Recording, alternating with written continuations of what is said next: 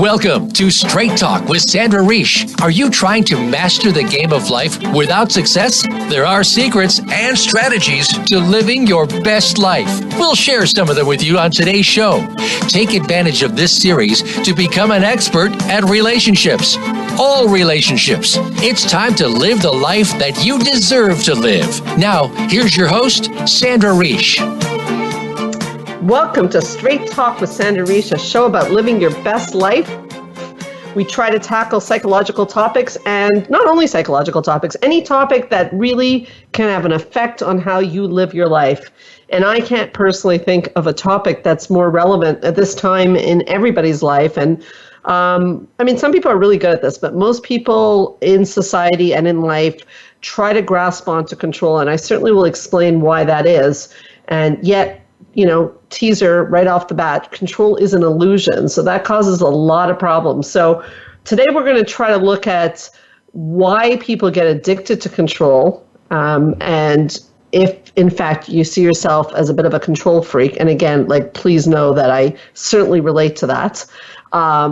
There are major dangers to this, and being a control freak can really waste your time and energy and have a profoundly negative effect on your health. So what do we do? Because we all like to control. How do we deal with it? How do we go forward with that? We're going to try to tackle all that today. So first of all, I invite you, as I always do, you very rarely do it, but you never know. Today might be the day. Call us at 1-866-472-5792. If you don't like to call and you prefer to text, it's 1-514-796-4357. Or you can always email us at info@helpforanxietydepression.com. I have to tell you, we are very touched by how many of you are listening to this show on a regular basis. It blows my mind every time I see it, and from all parts of the world, and once again showing that people struggle with the same issues all around the world, and control is definitely one of them.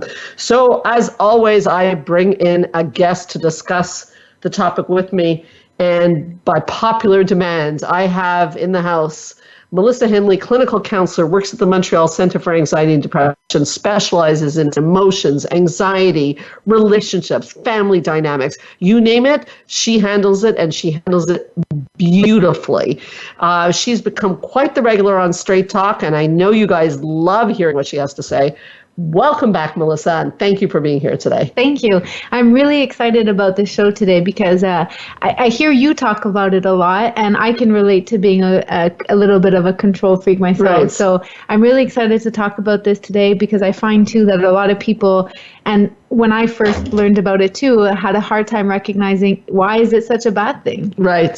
So let's start with that because I think that's where it gets really tricky because the field that we're in, anxiety, there's a link between anxious patients and control. Yep. And so I want to start to draw the picture on that, okay, because I said control is an illusion, and that's our fundamental problem because you see, as humans, we live in a dangerous world. There is danger everywhere you turn. Everybody listening can relate to that. We could be in danger right now. You could be in danger right now. So we're always afraid of danger. So what we try to do is we try to grasp on external control. And the problem is that external control we have no control over. And that's where anxiety starts, right? Because we see that it doesn't work. We're counting the tiles. We're not getting on the airplane. We're not driving the car. But it doesn't mean we're safe. Nope. So I want to definitely get to, right off the bat, the idea of external versus internal control to give people some hope, because internal control is something we do have. I do have control over the thoughts in my head. That's one thing you always have. Yes. But I don't have control over my external reality. I don't have control over how you treat me today or whether the ceiling falls down on my head. Nope. So it's a bad thing because it's uncontrollable, excuse the pun, right? Yes. And anxiety patients are the ones who love to hold on to. As a matter of fact, I'll just say this before I hand it over to you. The typical thing that an anxiety patient says in my office, which always makes me smile a little bit, is they say, I have anxiety, but I have it under control. Yeah. That always makes me smile because the way to have anxiety, so to speak, under control is by letting go of control. Yeah.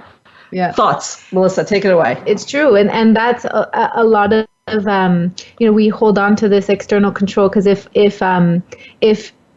if I have anxiety, and then if I try to control everything else and everybody else in my life, then it feels like I have a little bit more power. But it's an illusion, right? Because this power, I don't really have any power whether the ceiling is going to fall, and I don't have much control of that. But it gives us a false sense of security, because it does. When I feel more in power, I feel a little bit more secure. Yeah. But the reality is that I don't have any control if the roof is going to fall. It's almost a bit depressing what you're saying. Yeah.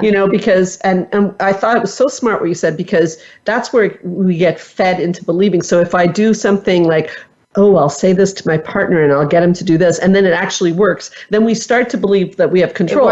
Yeah. But we don't actually have control, so it may not work the next time. No. And I remember reading, one of my favorite books, Codependent No More, where they talk about the fact that when you think you're controlling someone, they're often controlling you. Yeah. Let's say you're like in that book, they're talking about hiding the alcohol in the house so that the person doesn't drink, but who's controlling who? Right? Because that you've now, you're responsible for their entire life. I had people call the clinic this week on behalf of their brothers, sisters, husbands, wives, and they're trying to micromanage everything because they want their partners or their kids to be okay, which sounds lovely. It sounds like it's coming from a loving place.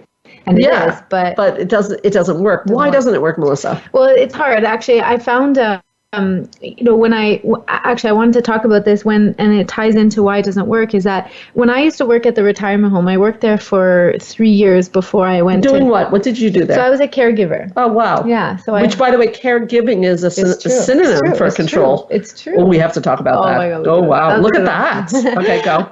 So I was a caregiver there. And what at this specific retirement home, they talked a lot about this idea of giving the seniors more control over their lives, right? So, for example, if I was helping them get ready and I was tying their shoes, whatever independence they still have left, we really want to encourage that. So even if it might take me 10 more minutes, that really to encourage the senior to really tie their own shoes. And they found that a lot of research, actually where it comes from, is that when people feel like they have more control, it actually leads to longevity.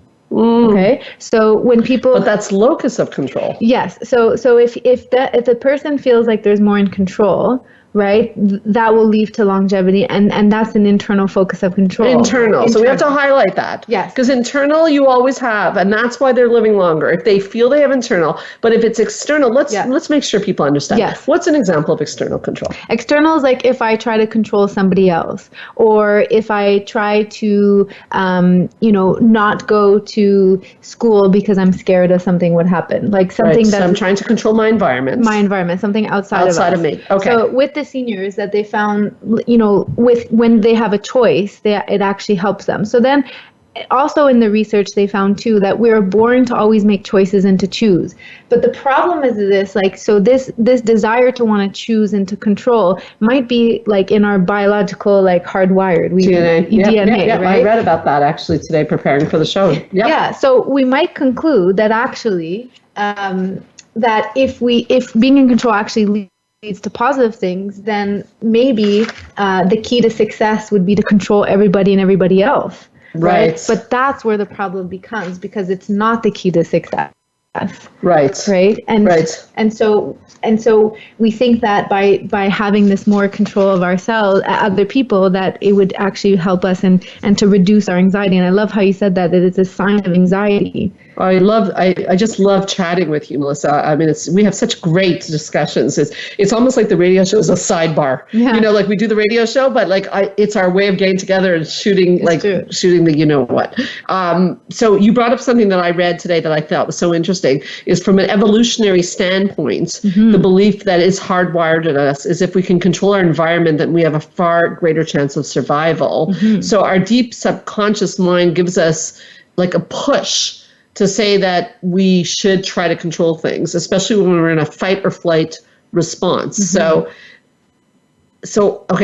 this honestly happens on a moment to moment in my own life. It really does. I can think of the last 48 hours of my life, and there definitely have been moments where you get that push, you want to control what's going on. Yeah. And you almost get a flutter of anxiety. It does feel like anxiety because you feel like, this is going to happen and I don't like this. I want to change it. I practice what I preach. So as it starts to come up for me, and I feel my body tensing, and this is what we're going to get to on the show, what do you do with this, is I remind myself, Sandra, you got to let go of control, okay? Is that let go of the outcome. I have no control on the outcome. And that is the antidote to the anxiety, too, because when you're anxiety is people get anxiety and fear confused. So fear is very adaptive. You see a saber-toothed tiger, you're supposed to be afraid. Anxiety is fear of fear. It's anticipatory in nature. You're thinking of something before it happens. That's the key definition here. Yeah. So let's take this further. If it's anticipatory and I'm thinking of something, then I'm trying to control it. So the way to stop that cycle is to go, hold on, I don't know what's going to happen. And I just want to say one more thing, and I'll hand it to you, is that even if we do it in a positive way, it's still not right. Even if I go, everything's going to be great, they're going to love me, that's still off. I find people don't talk about that. They talk about like, well, if it's positive, it's great. No, not necessarily. No, could be a huge fault. How do I know they're going to love me? Yeah, we Thoughts? We don't. And that's the part where letting go, I can imagine, and I went through this, my own journey, is that it's really hard to let go. Hardest. So hard. Hardest. And that would mean that you and I are probably both perfectionists, because the research shows that perfectionists have this disease more than anyone else. Yeah. And the thing is that when we start to control, right, because you said it's anticipatory, so we're scared of what the outcome is going to be. So when we try to control it, our anxiety in the short term goes down. And this is so reinforcing. Say that again. That's very important. Yeah. We'll say that last sentence again. So, your anxiety goes down, and that's what? Reinforcing. Explain. So when I control things or other people, and I get what I want, and my anxiety goes down, then I'm going to keep doing it. Right. Because you figure this is a great trick. And then I feel more powerful. But the problem is that power and that anxiety decrease is actually very short-lived, because it just teaches me that I need to control more in order to get more powerful and less anxiety. And so that's where it starts to then leak into controlling other people and situations. And after that, the long-term feeling is ending up feeling resentful and frustration. Oh, yes. Well, that's the who's controlling Kobe's. You've just lost your life trying to control other Everybody people. Else. Right. Okay, so we're going to take a break. When we come back, we're going to talk about this perfectionism and the need or effort to be perfect that feeds the control, how to get out of it, and what you just talked about, the dangers, the stress, anxiety, and burnout that can come from trying to control your environment. It's really quite exhausting. So don't go far. We'll be right back on Straight Talk with Sandra Reish.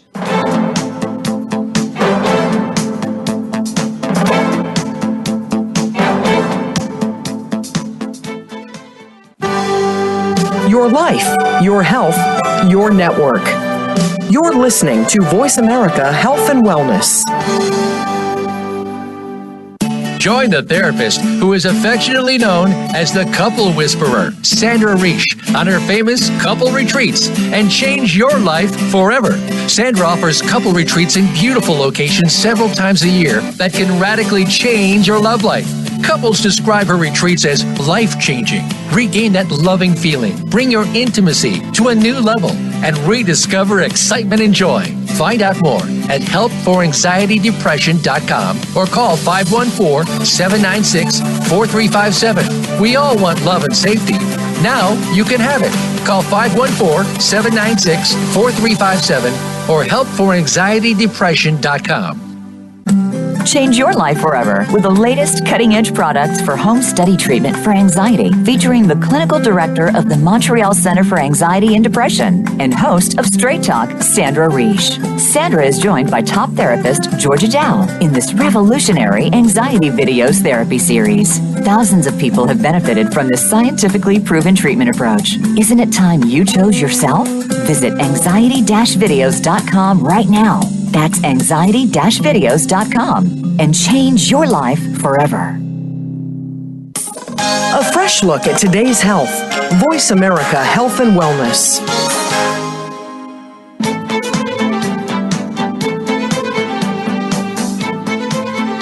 You are listening to Straight Talk with Sandra Reish. To connect with the program today, please call 1-866-472-5792. Again, that's 1-866-472-5792. You may also send an email to info@helpforanxietydepression.com. Now, back to Straight Talk. Here's Sandra Reish.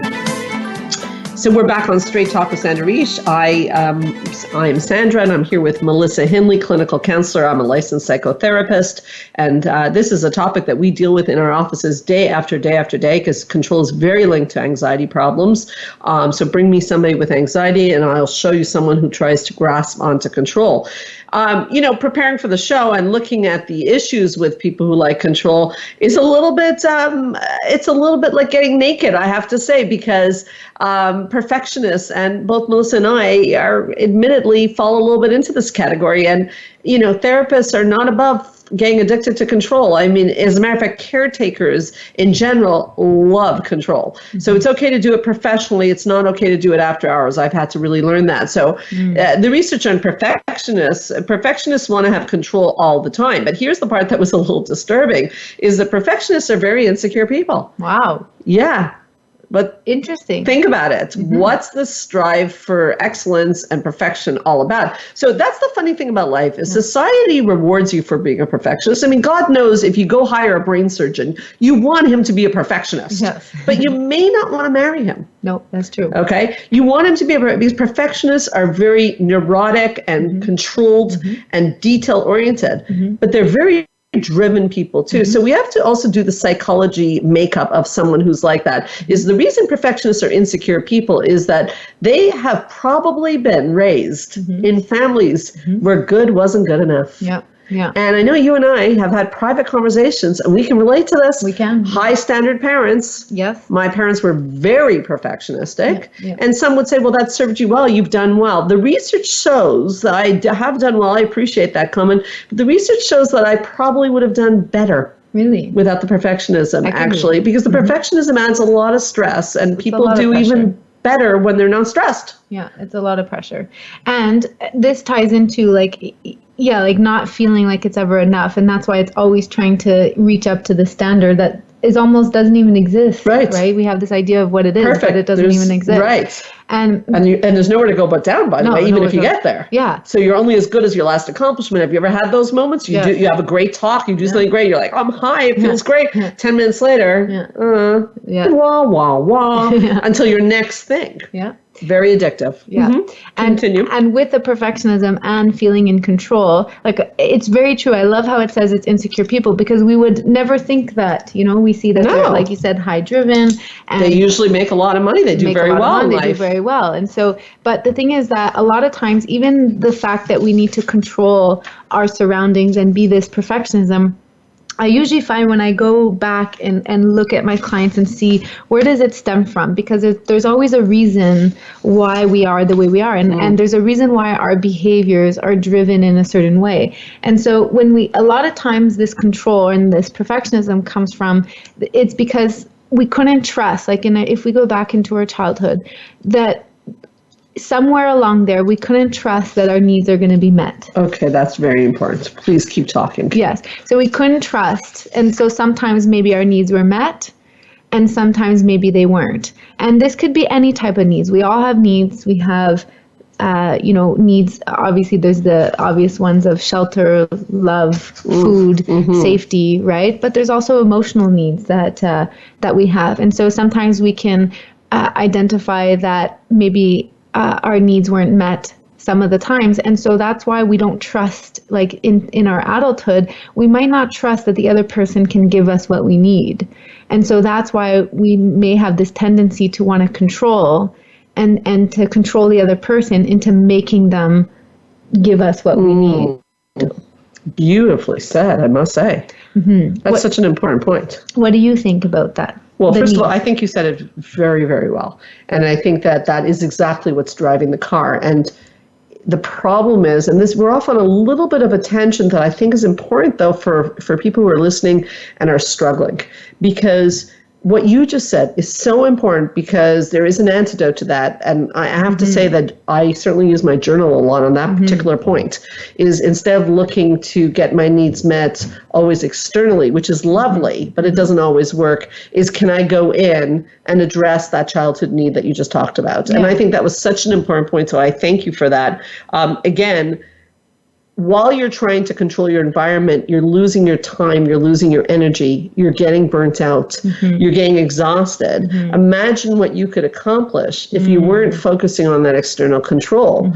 So, but Melissa, you brought up people's childhood. So, I didn't think this is where we're going, but that really is a pitch for psychotherapy then, because how are people supposed to connect? And we weren't planning to pitch this, but how are people supposed to connect with their childhood need? They need a professional to guide them, I would think. Yeah, because a lot of times we didn't think that that's what I often hear my clients say, well, I didn't know I needed that. Right. And so we didn't know that, but their behavior was searching for that. Their behavior was it's sometimes what seems so clear. It's obviously to an outside person, but sometimes we don't know if that's really what we need or if that's what we were missing in our childhood, whether it's from a caregiver or a teacher or sibling, right? And so it's really important sometimes to try and find what our blind spots might be that is driving this perfectionism, or what's driving the wanting to control everybody else and things.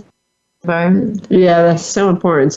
It's such an important thing, and it's really cyclical, right? You just keep going further and further in. It's like let me say, it's like being a drug addict, right? The more you feel bad and the more you think the answer is outside of yourself, the more you grasp onto things outside of yourself, and then you need more and more of the drug, more control. Yeah, and the problem is that when something does happen that's devastating, because we've been always searching and trying to control everything in our environment, and when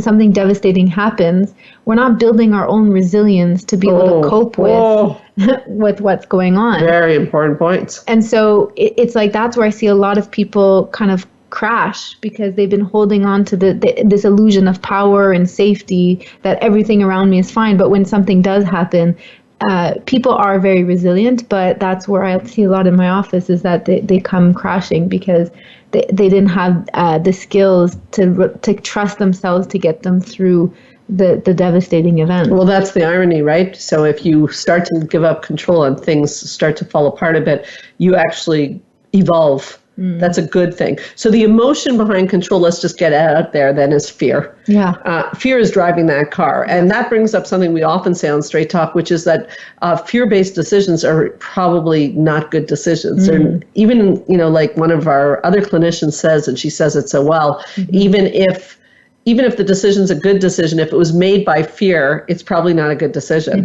Meaning we don't want fear to make these decisions. But I'll tell you, Melissa, what the problem is and why people get addicted to this is because if you let go of control, you have to sit in discomfort. And we don't like discomfort. No. But that's the antidote to be okay. And your resiliency comment, which was a very important comment, resiliency can only be developed through sitting in, we're getting pretty heavy today, sitting in discomfort. I can't develop a muscle without lifting a heavy weight. That hurts. I can't develop resiliency without being uncomfortable. So if I say, you know what, I'm not going to control this situation with my child.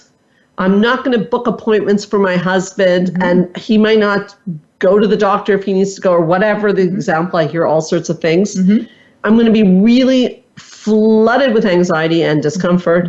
But if I can sit through it, chances are the other person might rise up, because that's another factor. If you're doing everything, the other person does nothing.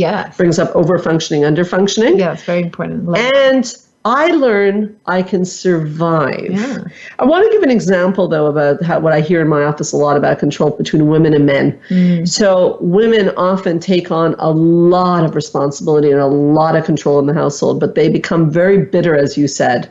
And so we'll say, like, can you delegate to your husband to do the dishwasher? And they'll say, well, no, he doesn't do it right. Okay. So it's self-fulfilling. So letting go of control means also it's not going to be done the way you want it. Yeah. But it's still a win. Mm-hmm. Do you agree? Yeah, because the dishes are done, and that's one less thing that you don't have to worry about, and one more thing that you can focus on, that whatever you want to do during that time that you would have been doing the dishes. Yeah, you got to really break up with it though, because like I'll give a personal example. For years, I would plan these elaborate trips. I used to be a travel agent. I love planning crazy trips, and we do it for my anniversary. And I started to get bitter, like, why is my husband not doing it? So I said, okay, it's your turn to do it. So the first trip he ever planned, I'm not going to lie, like hopefully he's not listening. It was pretty lame. It was not like Sandra standard. Yeah. But you know what? He did it. He did it, and also the more he did it, the better he got at it. Yeah. And it was a good practice in receiving too. Yeah. But first I had to let go. And at first it was so uncomfortable because I knew he wasn't going to plan something amazing. So it's not easy. No, it's not easy. That reminds me too, like even with a silly example, but even with the dishes, right? Like if I asked for them to be done, like he said he would do them, but then it wasn't towards my standard, but then I would end up doing them. So again, I'm teaching him a message of not to do them, right? Because I'm going to do them instead. So control freaks, this is going to be our teaser for the break. Control freaks attract underfunctioning. Yes. I think we've just realized that in this conversation, but it makes perfect sense. Yeah, because it works for both of us in the short term. In the short term. I get the power and control, yeah, and the other person gets to do nothing. Yeah, so if you if you just met someone and they're saying, you say, where do you want to go for dinner? And they go, it's up to you. And you go, oh, I just love that. Yeah. Be careful. Yeah. It's going to backfire on you. You know, you're not going to love it as it goes through, because you're going to, what they tell us, what we're first attracted to turns on us, because eventually you're going to feel like, why am I responsible for everything? Anniversary trip, dishwasher, dinner? Mm-hmm. So very interesting stuff. Yeah. And once I, at first, once I let go of control, and you talk about that uncomfortable feeling, that's exactly it. Like sometimes I had to sit with like the whole dishes for 48 hours, like not being done. But eventually, once I let go, they were done. Yeah. Okay. So you did that. I did that. It's not easy to do. So we got to give some steps. So when we come back, we will give some steps on how to let go of control when you are unabashedly a control freak. Totally get that. We'll be right back on Straight Talk with Sandra Reish.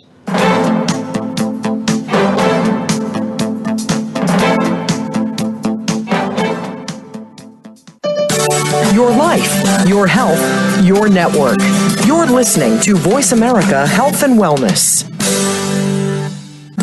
Change your life forever with the latest cutting-edge products for home study treatment for anxiety, featuring the clinical director of the Montreal Center for Anxiety and Depression and host of Straight Talk, Sandra Reish. Sandra is joined by top therapist Georgia Dow in this revolutionary anxiety videos therapy series. Thousands of people have benefited from this scientifically proven treatment approach. Isn't it time you chose yourself? Visit anxiety-videos.com right now. That's anxiety-videos.com and change your life forever. Join the therapist who is affectionately known as the Couple Whisperer, Sandra Reish, on her famous couple retreats, and change your life forever. Sandra offers couple retreats in beautiful locations several times a year that can radically change your love life. Couples describe her retreats as life-changing. Regain that loving feeling, bring your intimacy to a new level, and rediscover excitement and joy. Find out more at helpforanxietydepression.com or call 514-796-4357. We all want love and safety. Now you can have it.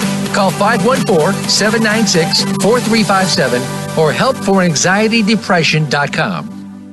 Your life, your health, your network. This is Voice America Health and Wellness.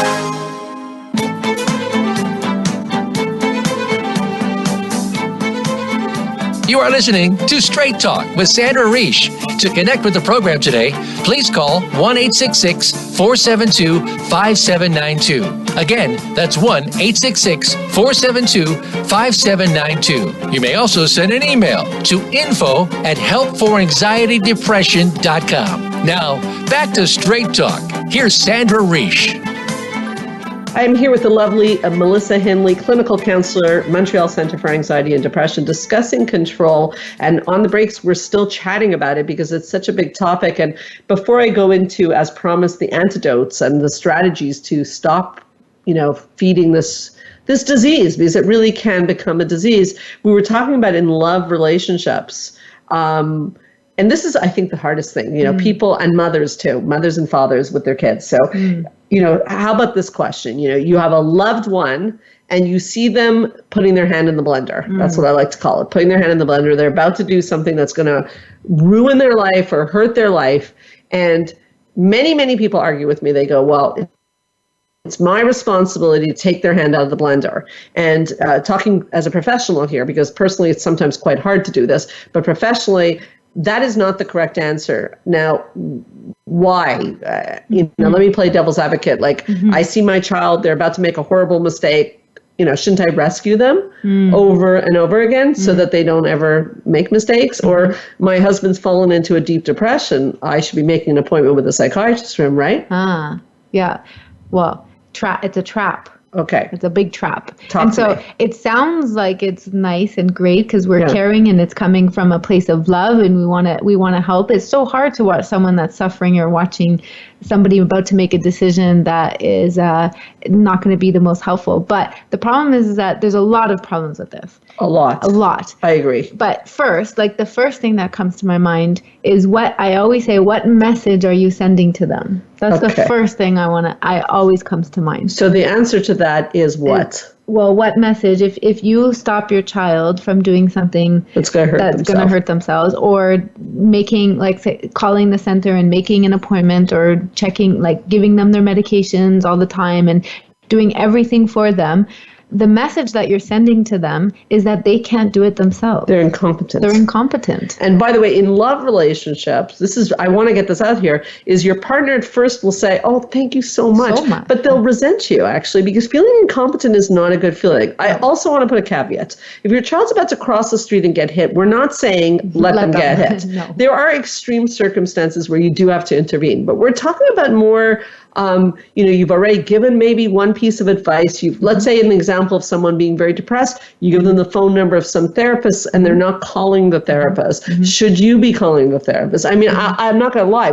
I'm on the phone sometimes at the center. We get at least 7-8 calls a day from very well-meaning parents, husbands of wives, sisters, brothers. And my question when I'm on the phone usually is, oh, sure, I'd love to help you. Yeah. May I ask why the person in question is not calling? Yeah. And they're always like, well, I said I'd do the legwork for them. And I always sometimes I'm not going to get into it on the phone, but I say, are you sure they want this? Because you might end up wasting your money. Yeah. Because if they don't want it, it's not going to work. No. And that's why you see a lot of times, I can even relate to this, in my uncle and aunt situation, my uncle's sick. And so we offer him so many suggestions. You should try acupuncture. You should do this. You should do that. And he's like, nope.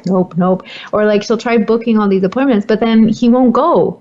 Right. And it's very frustrating. It's frustrating. It's frustrating for him. It's frustrating for her because she keeps trying and he keeps denying or not going, or maybe once in a while he'll go. But, it ends up being very, very frustrating for the both of them. And so you're sending a negative, you don't mean to send that message, but that's the message that you're sending, is that they're incompetent and that they can't do it. And it's like the example of me tying the senior shoes, right? If it's sending a message, you can't do it. And that's very damaging to the person. Yes. And you're not encouraging them to take the steps.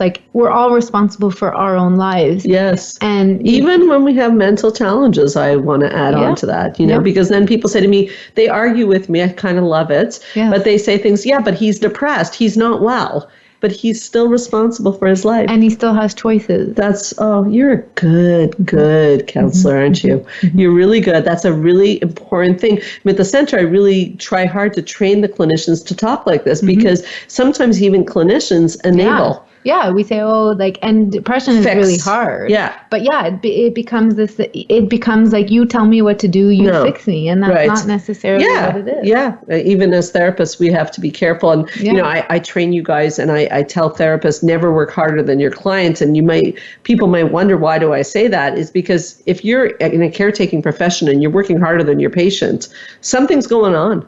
Yeah. And I'll say that to a client. I'll notice I'm leaning forward and I'm coming up with strategies and the client's leaning back, chilled out. We're in overfunctioning, underfunction. I'll say, how come I look more interested in the solution than you do? Yeah. And the problem with that is that it might motivate them for a little bit, but we're, whether this is a mother or, we're not always there. We can't be with the person 24/7. And so when we're not always there, and so, it might work for a little bit, but then what happens when we're not there? Can this person learn to trust their own decisions and to fight through the darkness and to make choices and to try and help themselves? But very challenging. And, sometimes to come back to your point of why we have to let them hit the wall a little bit is sometimes when you hit the wall, you actually get a very important lesson, a bump on your nose. Yeah. You learn not to hit a wall. Yeah. I mean, really, that's what life comes down to. Now, what's hard is sometimes people hit the wall and they go back and hit it again. And what I always say as a clinician is that they haven't hit hard enough yet. Mm-hmm. I say, okay, you haven't hit hard enough. Mm-hmm. Okay, when it hurts bad enough, you'll stop. Mm-hmm. And that is the letting go of control concept, because you're letting people take responsibility for their lives. And again, as a professional caretaker, that was probably the biggest challenge in my personal life or in my family life. When someone has a psychological challenge, of course they come to me, right? Because this is the field I'm in, but it's not appropriate. And for me to start telling them to fix their life. And at first it was like a moth to a flame. They'd call me up and I'd be like, oh, I'm so happy. I'll give you a solution, which of course they never listen to. No. Right? Then they'd get angry at me because it's not the right solution. And now I just say, I'm really sorry you're having a hard time. That sounds rough, which is not really what they want. No. But it's a very important lesson that you're teaching them by doing that, because you're trying to encourage their will to have more fire so that they can make their own decisions. And we're guiding them, but not giving them the answers. So one is like the important message that we're sending to them. What other problems are there with trying to control whether we're making those appointments or we're stopping our child from?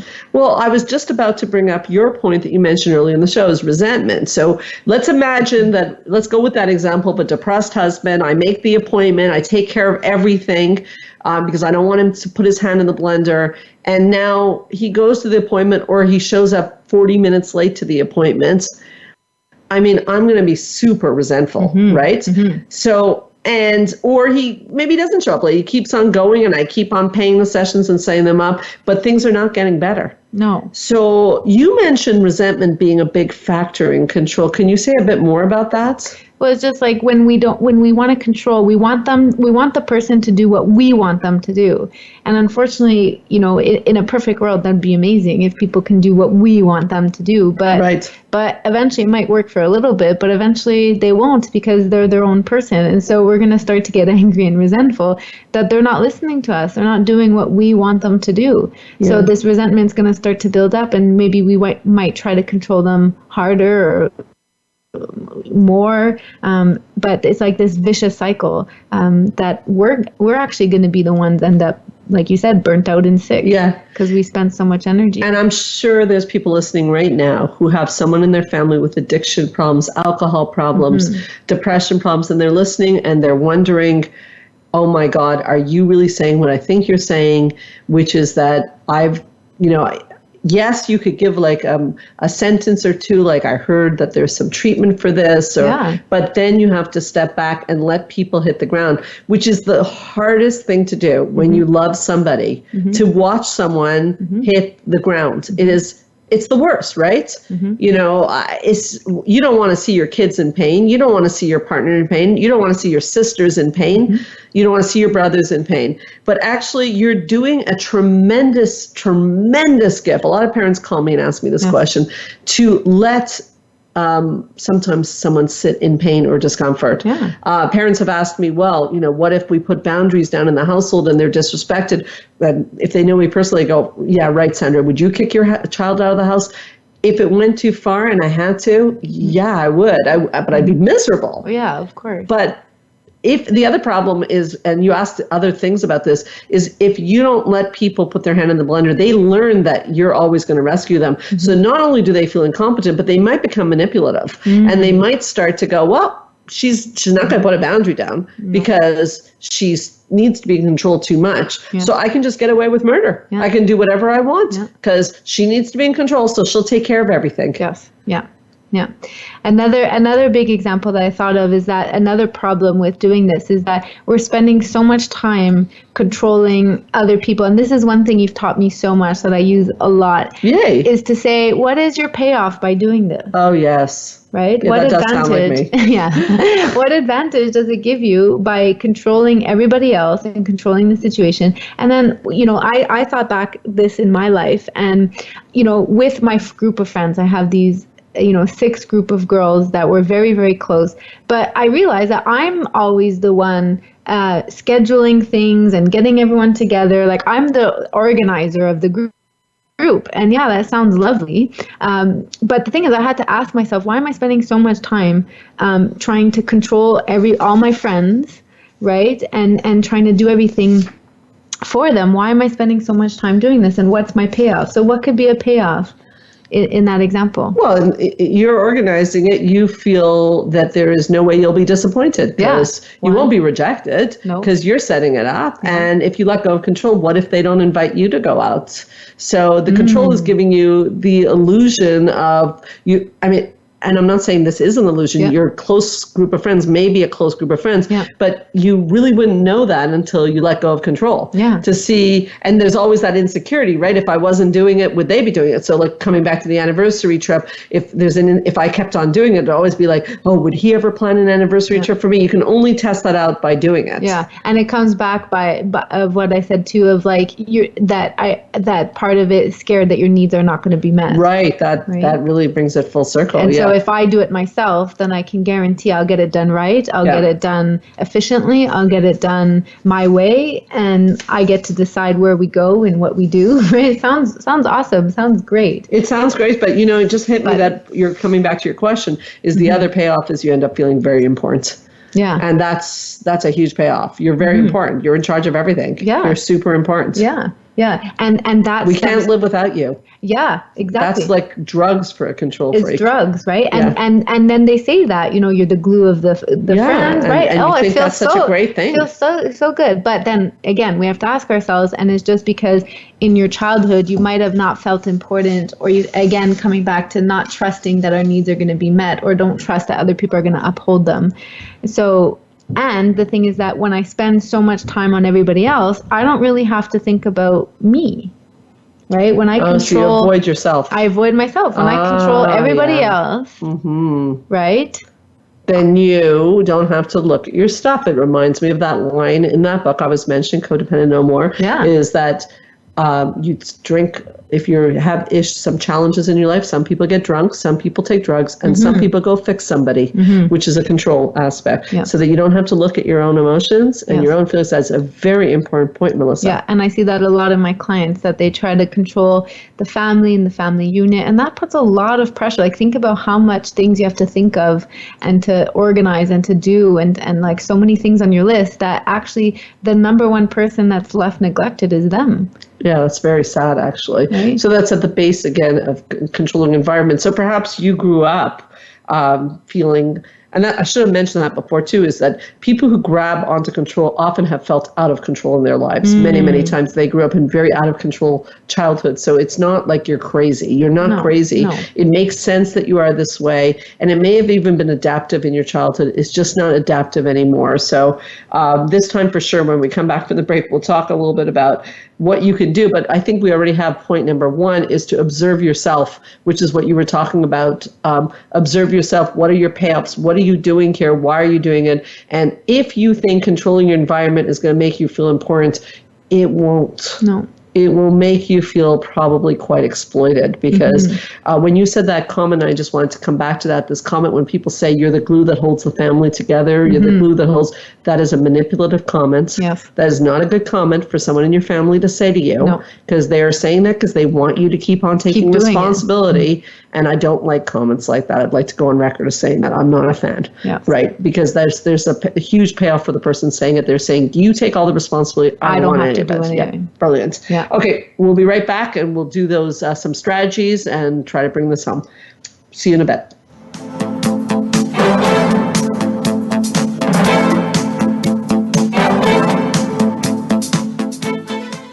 Opinions, options, answers. You're listening to Voice America Health and Wellness. Join the therapist who is affectionately known as the Couple Whisperer, Sandra Reish, on her famous couple retreats and change your life forever. Sandra offers couple retreats in beautiful locations several times a year that can radically change your love life. Couples describe her retreats as life-changing. Regain that loving feeling, bring your intimacy to a new level, and rediscover excitement and joy. Find out more at helpforanxietydepression.com or call 514-796-4357. We all want love and safety. Now you can have it. Call 514-796-4357 or helpforanxietydepression.com. Change your life forever with the latest cutting-edge products for home study treatment for anxiety, featuring the clinical director of the Montreal Center for Anxiety and Depression and host of Straight Talk, Sandra Reish. Sandra is joined by top therapist Georgia Dow in this revolutionary anxiety videos therapy series. Thousands of people have benefited from this scientifically proven treatment approach. Isn't it time you chose yourself? Visit anxiety-videos.com right now. That's anxiety-videos.com and change your life forever. Your life, your health, your network. Voice America Health and Wellness.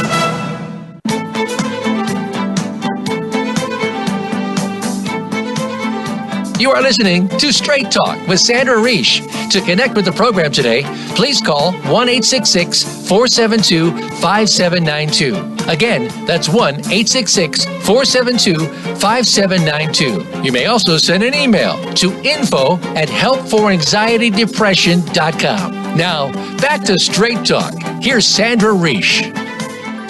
So talking about control, dangers, what's it all about? And I want to make sure we get through some of the antidotes to control. So again, step one, watch yourself, pay attention to what you're doing. Melissa brought up a great point. Look at what your payoffs are. I know for me, when I start to feel overly critical of things outside of me, it usually means I'm starting to get into the drug addiction of control. Mm-hmm. So watch criticism, watch micromanaging, over-planning. I was just saying to you, I'm a little bit over-planned right now. Mm-hmm. Obsessively worrying. Those are traps, again, you can fall into. I'm on the radio saying I fall into them, and I think, Melissa, you were saying you fall into them. Yes. We fall into these things. It is not shameful, but we got to try to get out of them. We'll go through this in more detail in a moment, but figure out what emotion is driving the behavior. I had mentioned fear, but there are many emotions that could be playing a role in it. It's often fear, but there is usually an emotional content, which Melissa's so good at, so we'll have her talk about that. And then step 3 after that is to identify the distorted thinking. And this would sound something like, if I just do this, he will do that. And that's distorted. We'll talk about that. And step 4 is to do the opposite of what you want to do, which is really hard because you want to fix. And so the opposite would be to do nothing, take a breath. And lastly, and this is where I wanted to mention them because we're going to run out of time very quickly, but this is the ultimate, the nirvana goal is to practice acceptance and self-compassion, which includes mindfulness, I do believe, you're going to talk about. Okay, so where do we start? Should we go to the emotion? Find out. Okay, so that's your area. Go. Yeah, so you talked about fear, right? That's a big one. That's what's driving the car because we're scared of something that's not going to happen, or we're scared of something that might happen that might be like this big catastrophe. And we actually find out that another behavior that could be driving our wanting to control is anger. Right? Because if I see that, let's say someone is like the example that we came back to, that or when I talk about my aunt and uncle, my aunt must be really frustrated that my uncle is not taking his health right seriously, that he's not doing the steps to try and help himself, and that's incredibly frustrating. And so a way that we want to get rid of our anger is just to do the thing for him. Of course, right? It diffuses your anger. It diffuses the anger. Right. So that's another reason. But it's a cheap shot, right? Yeah. Because you can express your frustration. That when I watch you do this, it's incredibly frustrating for me because I'm watching you, suffering. I'm watching you in pain, and so you can definitely express your anger, but to use your anger and to avoid the conversation and to use it to try and control the other person. You could also throw in a boundary. You could say, I'm watching you hurt yourself and I can't can't come and watch you do that. Yeah. You don't have to go to a therapist, but I can't be here watching you destroy your life. Exactly. Right. Yeah. Great. Okay. Great. So the emotion's important, but don't let it control. Either use it to communicate or put a boundary. Brilliant. Okay. Yeah. So that's the emotion. Now, what about the distorted thinking business? What have you got to say about that? So the thought that you said, that the other person is, we have to pay attention to the types of thoughts that come up. So as soon as you make thoughts like, it's not, the other person's not going to do it right, or I'll just do it myself because I know it gets done quicker, right? These are types of thoughts that are very dangerous and distorted. So why is that distorted? If I think that, let me just do it myself, nobody can do it the right way or the way that I want it to do. Why is this a problem? Okay, so look, this could be a whole show in itself because distorted thinking is a big topic. Yeah. But distorted thinking, the real litmus test for distorted thinking, is it an opinion or is it a fact? Would it stand up in a court of law? That's what I like to do. Okay, so I need to do it because nobody can do it but me. Would that stand up in a court of law? Yes or no? No. No way. There's no evidence that you cannot prove that. So if you can't stand it up in a court of law, you're not allowed to keep it. It's called distorted thinking, and distorted thinking gets us into trouble. Yeah. So what's not distorted? What are not distorted are your emotions. Yeah. I feel sad that she's not doing it. Fair. Yeah. Okay. Yeah. Something about yourself is not distorted unless it's something that you're saying that's very negative. Mm-hmm. But if it's something factual that would stand up in a court of law, you can keep it. But if you can't prove it, you can't keep it. Yeah. Yeah, because then they drive our behaviors, and then we just take on too much, and then we complain that we have too much on our plates. Absolutely. Mm-hmm. Absolutely. Okay, so what about this? Do the opposite of what your emotions telling you to do. Well, how do you do that? I like that one. But that one is actually one of a technique called is actually what it says, do the opposite action. Right. So it's like, and you were saying this at the beginning of the show, it's like you catch yourself that you first see, you see the physiological symptoms of anxiety. You might get like tightness in your chest or like short of breath. And it's like you want to go in to fix it or to solve it or to tell the other person what to do, or you want to not get in your car because you're scared of driving, or you want to do things to try and control whatever it is that you're scaring the catastrophe of happening.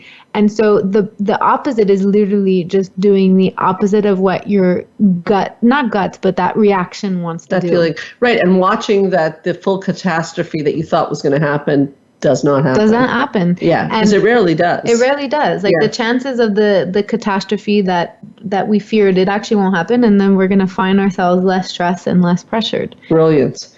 Last, practice acceptance and self-compassion and mindfulness. What does that mean? Mindfulness is huge. This is a whole wave, and we've done this show in the past. We've talked about some strategies, mindfulness. But I love one of the concepts that really stands out to me in mindfulness is this idea of radical acceptance. And radical acceptance means you hear people say, well, it is what it is, right? And that irks me when people say that, because it's true, but the thing is that they're not really radically accepting it, because they'll say that, but then they find themselves still engaging in the behavior of controlling. So, you say it is what it is, that my husband won't go to his doctor's appointments, but then you still might be calling for his appointments. Right. So radical acceptance is really mind, body, and spirit, all of you truly accepting the situation and to let go of not knowing. And the thing about life is that there's a lot of beautiful moments and there's a lot of scary moments, but we can't control what happened 5 minutes ago, and I have no idea what's going to happen right now, but I do have control of what's going on right now in this moment. So the only part that I have total control is myself, and right now my internal control. And that's what you can focus on, is what am I going to do? What are my thoughts? What are my feelings? That's what I have control of. I don't know what's going to happen 5 minutes from now. I'm going to repeat what you said, because we're going to wrap it up on that line, which is a great line, is I only have control of what's happening right now and what's going on inside of me. Mm-hmm. Those are the only things I have control on, which mindfulness is very important, because then we come back to living in the moment. Brilliantly said. Thank you so much, Melissa Henley, for bringing so much on this topic. If people want to find you, what do they do? You can call the center at 514-513-425. Oh, that's my number. Okay, scratch that. Let's try again. You can call the center at 514-777-4530. Okay. Melissa's giving out her personal phone number now. Adorable. And you can also go on our website, helpforanxietydepression.com. We also are opening our doors as we do once a year on October 30th. All our clinicians will be speaking. So if you are in the Montreal area and you'd like to have a really amazing night and hear brilliant minds like Melissa speaking for free, give us a call to hold your spot at 514-77. I can't do numbers today either. 514-777-4530. We're out of time. Thank you, Melissa, so much again for joining us. Thank you for having me. And thank you all for listening to the show all over the world. We really appreciate that. Stay in touch with us on our Facebook page. It's Straight Talk Sandra Reish, and feel free to leave a question for me or Melissa. And remember always to like our page while you're there. We like to hear your ideas for the show as well. So no problem. Write to us at info@helpforanxietydepression.com. You can hear this and any prior show as a podcast on my website, straighttalksandrareish.com, on the podcast app of your iPhone, and on iTunes under Straight Talk with Sandra Reish.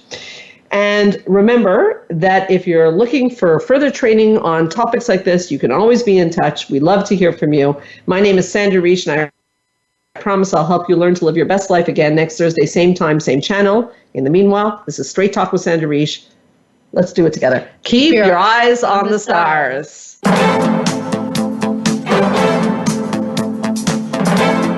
Thank you for listening to Straight Talk with Sandra Reish. We hope you've enjoyed today's show, and we'll tune in again next Thursday at 3 p.m. Pacific Time, 6 p.m. Eastern Time on the Voice America Health and Wellness Channel. Now, go live your best life.